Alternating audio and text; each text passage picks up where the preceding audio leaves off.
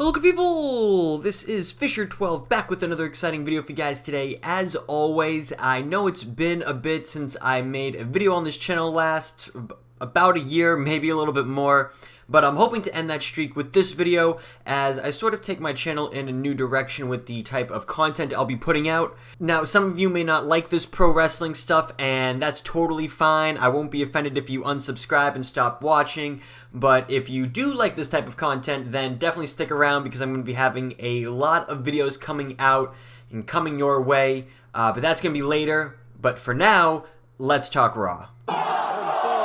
So, to kick off Raw, we had a promo from Dean Ambrose, and what ended up happening is Seth Rollins comes out. Dean Ambrose is calling out The Miz, but Seth Rollins ends up coming out, and it's a very super dramatic type of interaction. It's like, how dare you turn your back on me? You think I forgot about that? I know you didn't forget about it. I didn't forget about it either. Do you want revenge? I want revenge. It's like this back and forth, and it was like just a soap opera. It was literally everything that I don't like about wrestling. This super dramatic, over the top, not believable, you know, not BS, but just like, really, that's how two men, grown men, are gonna behave? Like, hit me with the chair, do it, get your revenge.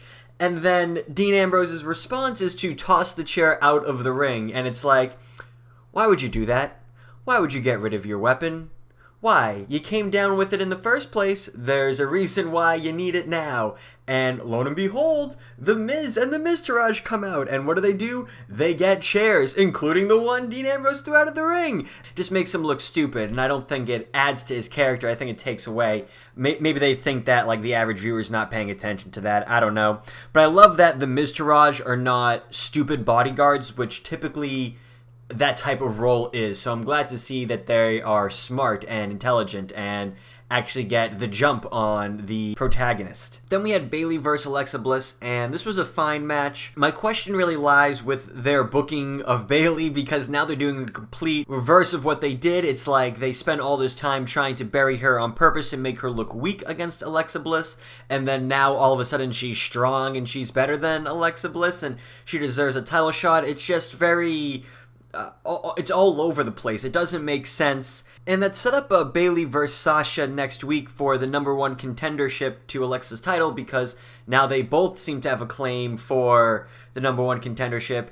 But it just sort of, in the back of my mind, begs the question. It's like, what are the rankings for the championship? How does Bayley go from getting a title opportunity, losing tons of matches, winning 2 matches, to all of a sudden like jumping the line? Like, in my mind, Sasha should still be at the top, and then below her is probably Nia Jax, and then below her would be Dana Brooks, Mickie James, and then you'd have Bayley. And then in my mind, Bayley has to beat everyone else before she gets back to Alexa Bliss. Beating Alexa Bliss doesn't automatically make you the #1 contender in my eyes. I don't think that's how that should work out. And then just a side note too, they showed a video package that had to do with John Cena, or at least talked about John Cena. And I thought he was a free agent. Isn't he supposed to be on both Raw and SmackDown? It seems like he's only on SmackDown. I don't know. We can talk about that during the SmackDown show. Just a thought that I had. Next up, we had Drew Gulak, the Brian Kendrick, versus Mustafa Ali and Jack Gallagher, Gentleman Gallagher. And this was one of 2 205 Live segments. And I don't want to go on a rant about the 205 Live brand right now, but this was like a 2-minute match, and I couldn't believe it, because if you're trying to convince me, a viewer who either doesn't have the network or has the network and isn't watching 205 Live, this match didn't really do it for me, you know? There was only one high-flying move. You know, this brand is supposed to showcase high-flying, cruiserweight action. There was only one cruiserweight move, and it was the finishing move. And to be honest, I thought Mustafa Ali was going to hit, like, his head or his leg or something, because it was awfully close to the turnbuckle. But it just didn't convince me to watch 205 Live, and I didn't think it was really a good representation of what 205 Live is. And I'll talk more about the second segment, because you might be thinking at this point in the show, like, okay, you know what? They have 2 segments. One's probably going to be a fluke. The next one's going to be good. We'll talk about that in a sec. Then we had a promo from Enzo Amore, and per usual, it was just this long ramble, And this time I'm like, what is he even... Usually I can keep track with what he's talking about, but this time I was like, what is he talking about? I was completely lost. He said, like, you might think that getting lifted up 7 feet high in the air and being tossed 14 feet back down to the ground hurts. Well, you're right, it does. And it's like, yeah, no shit. I bet it does hurt. I bet it hurts a lot. So I guess I didn't really get the promo, but I thought the segment took it in complete 180 when the Big Show came out and Enzo was sitting in the crowd and the Big Show and Big Cass were going in it. And I don't know if Big Show broke his nose, but his nose was looking kind of messed up and it was bleeding. So he definitely took some bumps for Big Cass. So hopefully that turns into a match at SummerSlam. I'd be looking forward to that if it is. Then we had Finn Balor versus Elias Samson. Yet again, for the billionth time. I don't understand why they keep giving us this match. At least this time it gave us something new with the chair shot, but to be honest, up until that point, the most exciting thing about this match was the story about how Elias got a job at NXT, which you would think would be a Booker T story, but it was not. I think it was Michael Cole telling the story that he used to sit outside of NXT at Full Sail with his guitar, or he used to sell at the Performance Center with his guitar and play it until the cops came, picked him up, tossed him in jail, and when Dusty Rhodes heard the story, he got him out of jail. And I think Booker T rebutted, and he was like, or Corey Graves butted, and they were like, no, it was the fire department and they turned the hose on him, or something like that. And I thought that was just ridiculous. I thought, it's like, why are you telling this story? How does this add to Elias Sampson's character? This just makes him seem like some weirdo that should be locked up and in jail, not in the WWE. And I thought the guitar spot was cool until he cut Finn open. After that, there was a promo from Bray Wyatt. Again, a promo that I had no idea what he was talking about. So it looks like it's going to be Bray Wyatt versus Finn at SummerSlam. Yet they seem to keep building this Elias Samson feud because they have a match again next week. At least it's a no DQ match, so hopefully we get something out of it. But like, the last thing I want to see is Finn Balor get hurt. You know, they've done nothing with him since he's come back from injury. I don't want to see him do nothing and then get injured again. Next, we had our second 205 Live segment with Aria Davari versus Akira Tazawa. This is a rematch from 205 Live last week, and this was an okay match, sort of a fluky finish yet again, with Titus throwing in the towel or forfeiting for fear of injury, what have you, whatever you want to call it. It was a good reason, and I guess it adds to the storyline a little bit, but I just wish all the storyline stuff was left to 205 Live and not showcased on Raw. I would like it if Raw was the showcasing of the high-flying cruiserweight action that 205 Live is supposed to be about. Not about, you know, the Titus brand and Brian Kendrick and Gentleman Jack Gallagher not getting along. Like, I wish it was about the action and not about the storyline.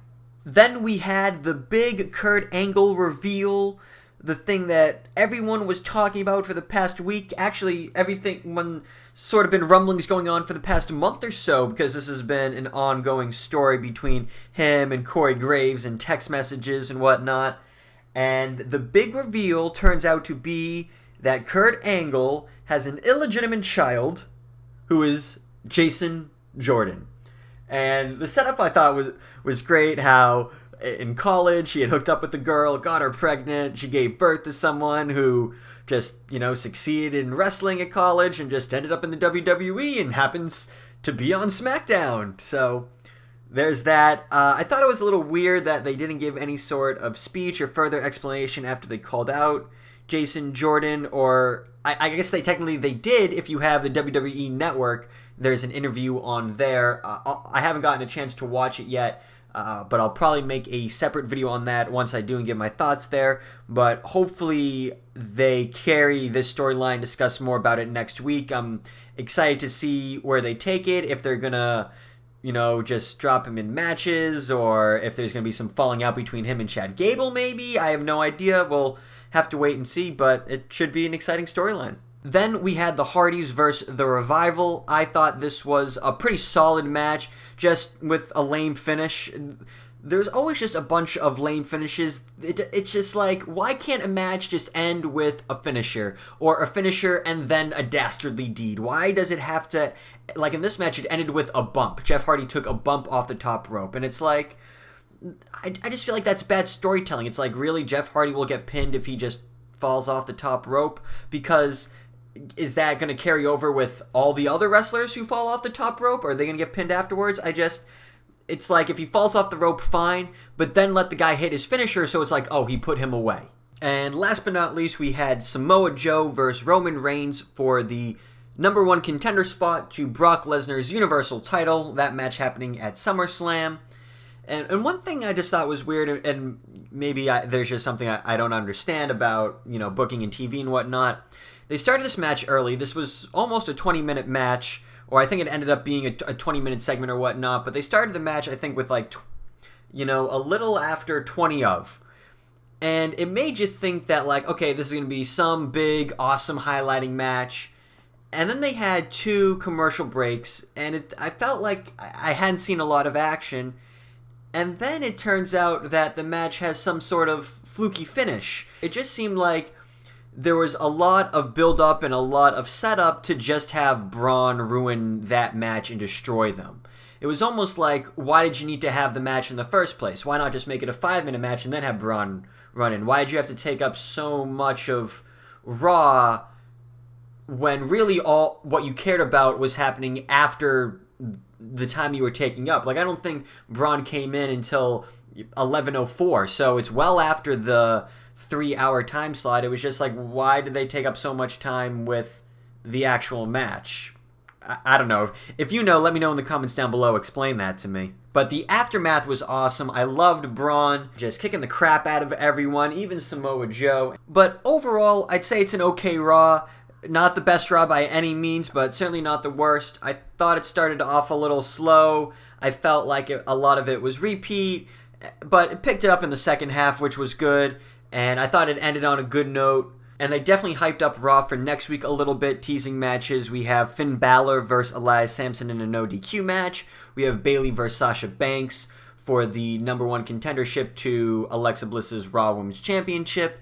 And then we have the Miztourage versus 2/3 of the Shield, Seth Rollins and Dean Ambrose. So hopefully we get some good matches out of next week's Raw. And then we got SmackDown and 205 Live tomorrow night, or tonight, or maybe it already happened, depending on where you're watching this. But if you watched Raw, let me know your thoughts down below. And if you enjoyed this video, make sure to give a like. Oh, and actually, if you guys could leave me some feedback, if these videos are too long, too short, like to see more, just any sort of feedback, good or bad, if you could leave that down in the comments below, I'd really appreciate that. But other than that, guys, hope you enjoy the rest of your day, and take care.